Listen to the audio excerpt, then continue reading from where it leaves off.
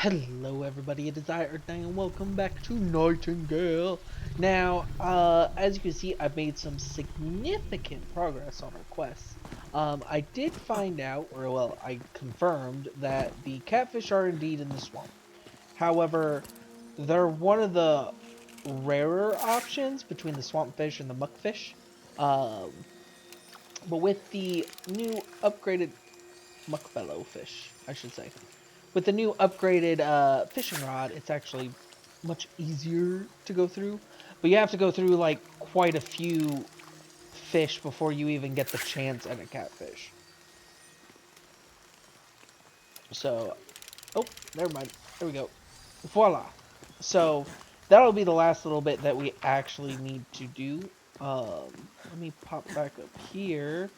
Because I have completed Poe's and Frankenstein's quest right now. Um, So we're going to go complete those two really quickly. And then I'll go back and finish Ludovine's. Hopefully we can get all three of those in this episode. At least these three quests done in time. Victor. Or Edgar. Alone with naught but my wretchedness is more than I can bear. You did not say so, I know, but I feared you were deserting me. Not willingly, but nonetheless surely. I have returned with your nectar. Finally! Freedom is but a drink away. You needn't wait any longer. To plunge into this ocean, at first bitter, will be sweet upon my drowning when all malaise, and maleficium with it, is washed out to sea. You speak as though this nectar was wine. Is the promise of parallel peace not better than any wine? I shall drink then, until I stagger through this prison in unmatched bliss. Fear not, Reynolds has ensured that death shall never meet me. If I'm to suffer in this state of dying, never to reach true death, to bask in the glory of absolute peace shall be my escape.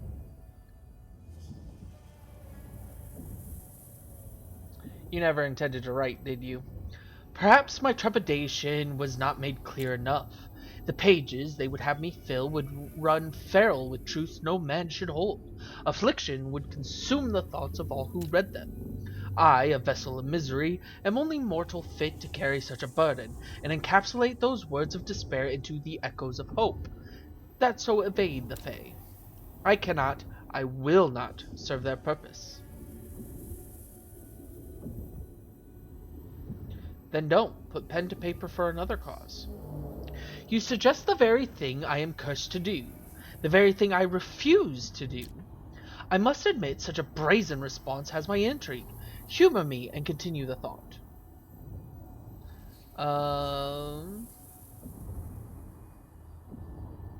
Is writing not a form of magic? Words have no power to impress the mind without an exquisite horror of their reality. But go on. In contractual magic, words have all the power. Find the loophole. And what if I cannot? What if I fail? Even if you fail, at least you tried. Perhaps you are right. Though I dare not promise success for all your efforts, I will try. I'm proud of you, Poe. So long, my friend. Tread carefully through the gloom. Farewell, Poe. I wish you the best. Ooh. Huck appeared after that one. And we unlocked the Charm of the Raven. It is a dangerous gambit, meddling and meddling in the contracts of Fae. Denizens of the House of Light, more so than any. Once entangled, it becomes most difficult to extricate yourself from such sanguinary webs. The man you would aid has been claimed by one possessed of greater power than you could ever dream. I hope you considered well the risks before committing to this course.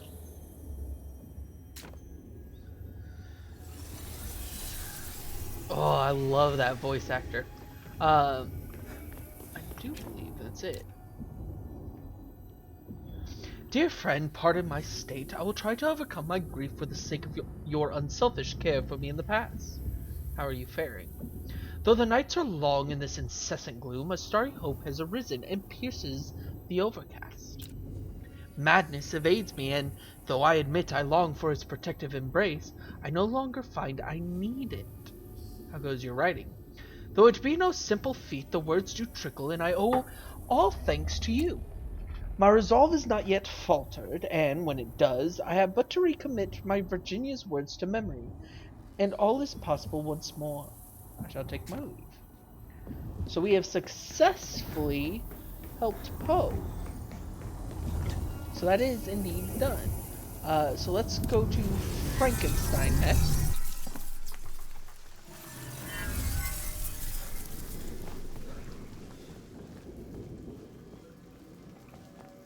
I thought I saw that move. Well, back already? How often do we lose track of hours when our thoughts are set to explore the chasms of scientific knowledge? I have the automaton parts you requested. Ah, my loyal assistant returns. I'm duly glad to see you and the automaton parts you brought. There's something strange about these rook parts. When you cut a thing open, surprises always abound. May I ask, how did you acquire these parts? I scavenged them from old stashes left about. A relief to hear. I commend your resourcefulness. There are others who would not have hesitated to dispatch as many of the rooks as necessary. You have my gratitude. A sense of compassion separates us from the beasts. Then we are on the same page. Let us move on then. Give me a moment to inspect the parts. Curious. You found something, I take it? There are the faintest traces of aether upon the metal. The Hermetics posited long ago that when the demiurge materializes new life, it is pulled from the inner realmic aether. I'll withhold my thoughts on Hermetic theism, but the evidence does suggest a connection between the presence of aether and the being's capacity for will. Is aether present in the bound as well? A cardinal question, one I was hoping you would not ask. I have not found the courage to investigate this query because I fear both sides of the answer. Once my business with Nellie has been put to rest, I won't be able to delay such tests much longer. I thought the automatons were made by the Fae, as do most, and they may well be. The Aether could have come after the fact. We cannot rule this out. It has been assumed for years that the Fae are incapable of bearing true life. So how did these automatons gain a will if Fae created? We may not know, yet must still make decisions based on the implications of this aether. Are you saying those things have sentience? Is it so hard to believe that our own organs, not simply complex machines after all, designed by some unknown hand, could our bones, muscles, and vitals not be replaced with pistons, cogs, and cams? This topic makes me uneasy. Aether, wasn't that a myth? Luminiferous I said it right, aether has, in recent years, been considered an illogical theory. Realmic aether is another substance entirely, and anyone familiar with realmic sciences can confirm there is an intricate link between it and life. The substance may well be another kind of essence, and it's likely to be eons before we gain even a cursory knowledge of its full effects. It appears that, like galvanism, aether is another vital force that confers life into organic matter. In this case, inorganic matter too. What does this mean in relation to the bishop? It means there is a way to obtain the charm oil without resorting to violent means after all. I know better than anyone that, whether natural or unnatural, every being has needs and wants and desires. For your own being, your creation, is he alive still? His fate remains unknown, and for years I could do little but dwell on such a thought. Obsession was not a good color on me. With my creation, I knew his desires because he told me directly. This is not so with the bishop. What could the fabled bishop possibly desire? The desolation around us tells us a story. Just as the swamp was not always racked by war, desert realms were not always drought-laden and devoid of flora. Something happened long ago to upend these ecosystems. I watched the automatons of Gloriana's tears sifting through the sand, digging for something that is no longer there, and what is more indicative of conscience than a yearning to return to how things were before? A text in the observatory contained a recipe for a seed nursery, of ritualistic intent, which the fabled bishop may accept in exchange for its charm oil, for seeds are the foundation of what automatons desire, lush gardens. And this will work? If Fae designed them, then contracts are how automatons were made, and thus treaties are a language they must understand, like thirst or hunger. If you present the seed nursery with the conviction that you are seeking to make a contract of exchange, they will innately recognize the gesture as many creatures in the Feywilds do. All I have to do is present it. Do not be over hasty in the pursuit of success. Before you seek the fabled bishop to entreat, allow me to inspect the offering. Miss Bly would be rather put out if I sent you to the swamp gauntlet with a solution and I had not myself inspected. I'll return with the offering. So, just like we did for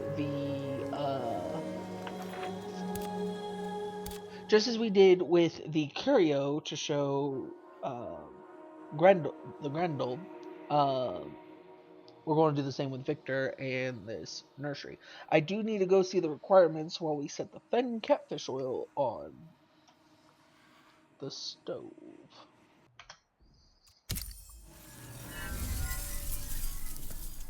Oh, I forgot to water those. I did have a very odd bug. So it was taking 120 minute 20 to make the nectar that I needed, but I ran out. So when I added the fuel, I clicked ignite and it immediately finished it. It was a bit odd, and I need to actually test it a bit more, but that may be a big problem coming up. Oh, I didn't mean to only do one. Swampfish, muckbellow, fen catfish. So that's going to take a second. But for now, I think we actually need to go to progression and unlock it, don't we? Yes, we do. Hello. Charm of the Raven.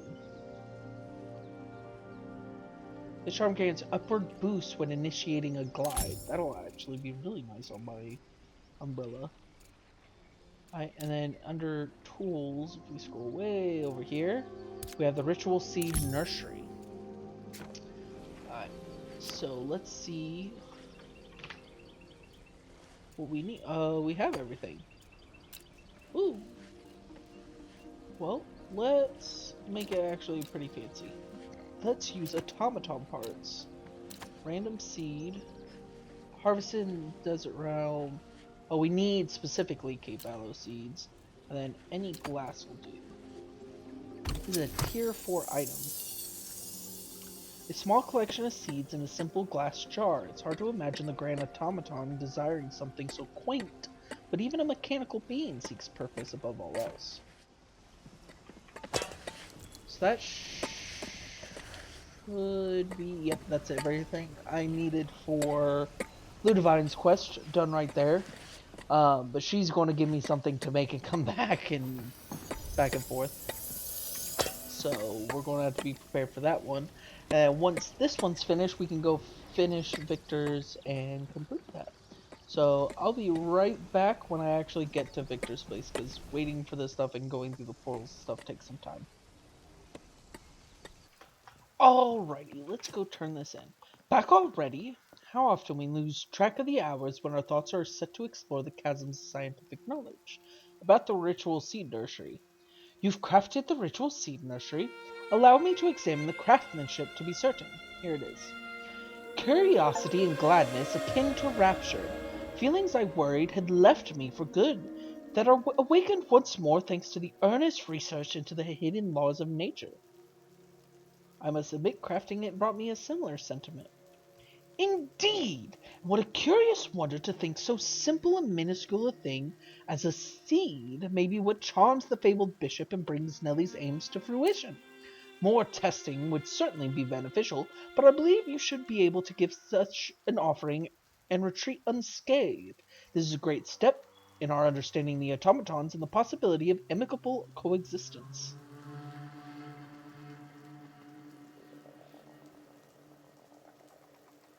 Then solitude is yours again. One more question before you go, if I may. How do I put this? Ah, yes. In your opinion, when does an acorn become a tree?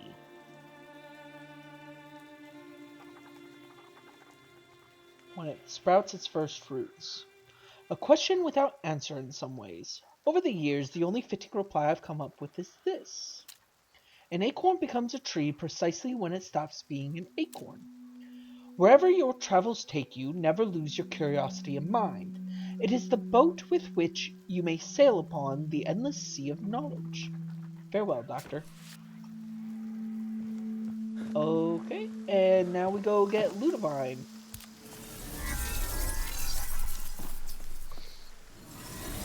Oh my goodness, you're really close. Oh, ah. Back again to visit old Ludivine, are ya? I have the offering gifts we need. Come then, we'll present these to the lesser swamp spirits, in exchange for guidance on your path. Whether surviving or thriving, it's the lowest doing already, comrade. I've collected my wits. Dooch, doot, dooch, dooch, accept. Legba, open the gates for me once more to greet the spirits of the realm. Let them take these offerings and speak through me, so my guide's death be not in vain. Let them reveal that which makes the elder Eoten's belly moan. Yes, you hear them? The spirits whisper through the trees, knowing what you seek. Another augury, the same edict over and over. Gleaming meat, gleaming meat. What is their meaning? I wonder. Ah, oui. The spirits are playing coy as ever. A lost one will mend wounds, fill their brain with communing meat. These auguries are two sides of the same coin. The spirits seem to like you. Some do, some don't, just like people. All this proves that they share the desire to live in tandem with us, and that they see something in you. You have a natural connection to the realms.